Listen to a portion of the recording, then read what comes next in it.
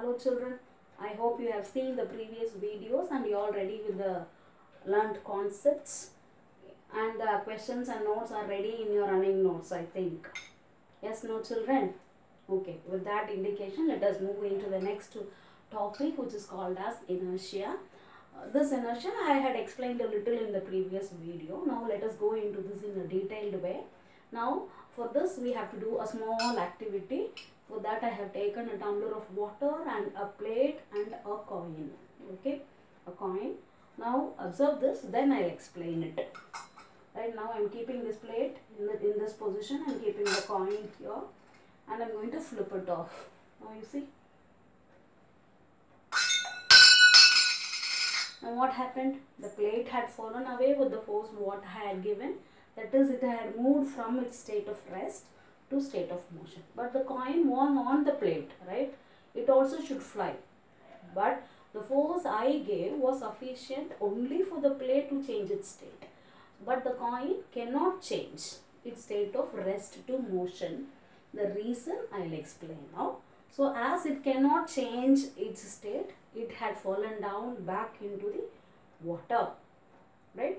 So with this indication, come let us move into the lesson.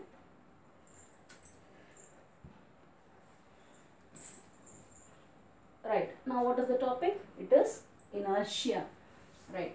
Now entering into the definition of inertia, we need to explain this example along with some examples, some more examples, right?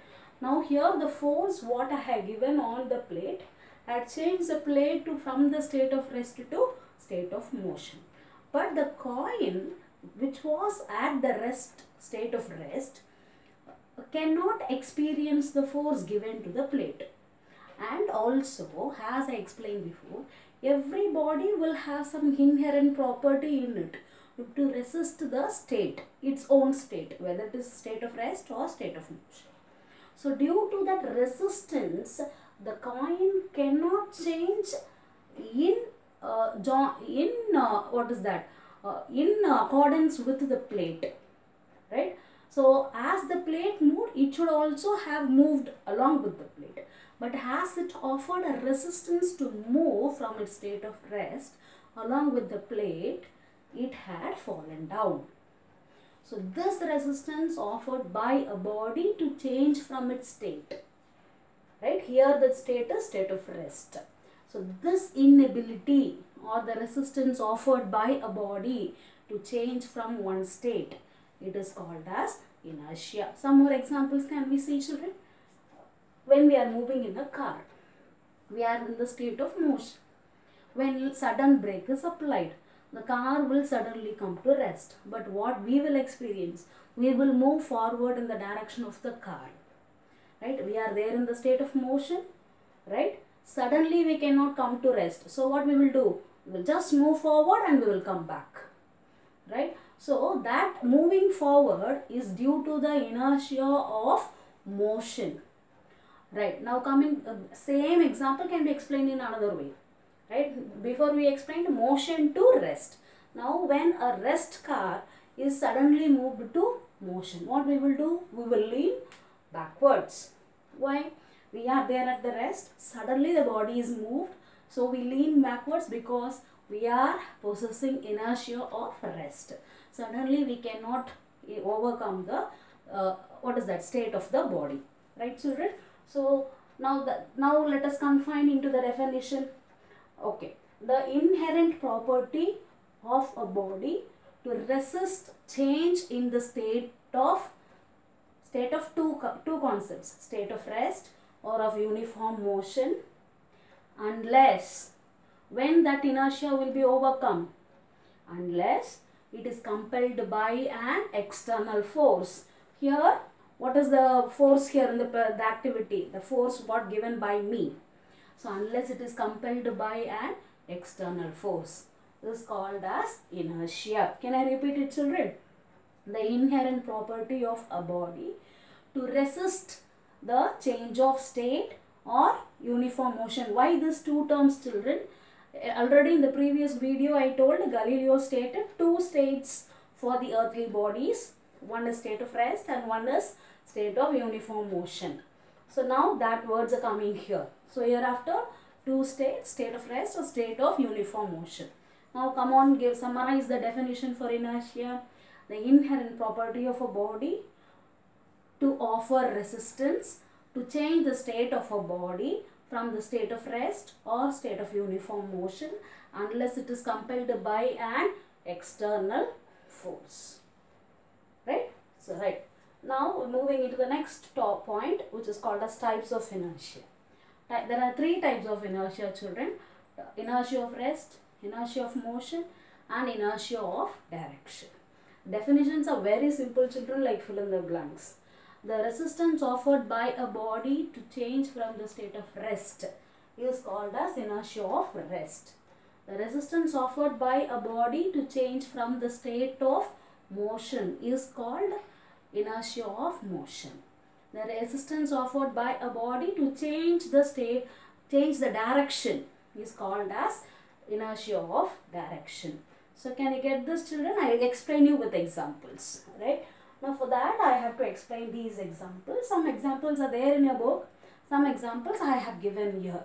So learn all this. Now when an athlete is preparing himself or herself for a long jump or a high jump, okay, suddenly he cannot have experienced the high jump or a long jump.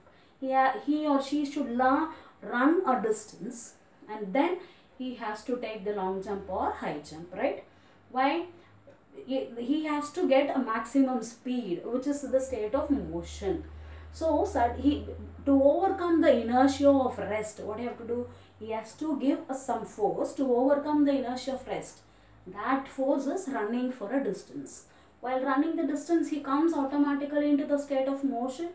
That state of motion will continue to have a jump or high jump or long jump.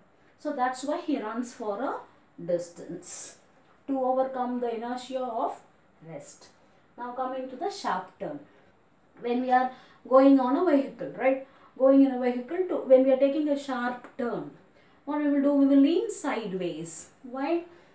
Like examples we can say when we go for Kodaikanal hills or Tirupati hills, when we are taking a turn, we also will lean sideways because in one track we will go. Suddenly if we take a sharp turn, okay, we will be in an inertial condition. We cannot change the direction suddenly.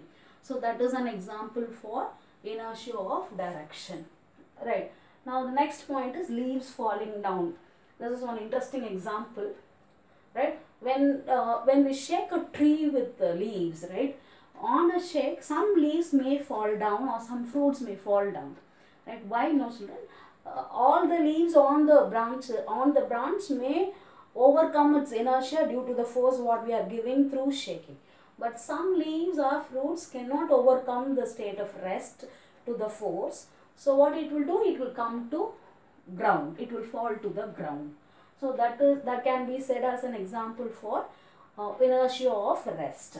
Now next one is this is an example that I had given when we are cleaning the house by sweeping, right? Now when we take a carpet, when we do like this, just give a jerk, right? All the dust may not fall down. So what we will do? Either we will blow it on the wall or give a jerk with a stick, right? So that all the dust attached to the carpet will come down, right? So what is the reason over here to give a blow to the carpet? Because the dust particles attached with the carpet will have inertia of rest. So we give a force to overcome the inertia of rest, so the dust will fall down. And here in your book, one example, picture example is given skating, right? When people who skate, right, immediately they will skate and they will slow down their speed and then only they will come to rest. Suddenly they cannot stop their body on the skating position, right? Because they will be in the state of motion. They suddenly cannot overcome the state of motion to rest. So what do they gradually reduce the speed to overcome the inertia of motion and then they will gradually come to rest. And here one another example I can quote here, athlete. I had explained to you about long jump and high jump, right? Here even in the running race, The athlete, even after completing the winning point, he has to run for some more distance, right? Because he cannot stop correctly at the winning point, because he will be in the state of motion. Suddenly he cannot come to rest. So he has to run some more distance, reduce its speed, and gradually he has to overcome its inertia of motion. So these are the examples which will explain you about the types of inertia, children. Right? So now can I give you the questions? Right. Define inertia. Next question. What are the types of inertia? Right. These examples, children, can be asked in reasoning questions. Right. So instead of learning as small example questions, learn everything without leaving anything. Write down. Give some examples. Or else you can write like this. Give some daily life examples which will explain you about the types of motion. Sorry children, types of inertia. Thank you children. Prepare these concepts. Be ready for the next lesson. Right? Next topic. Thank you children.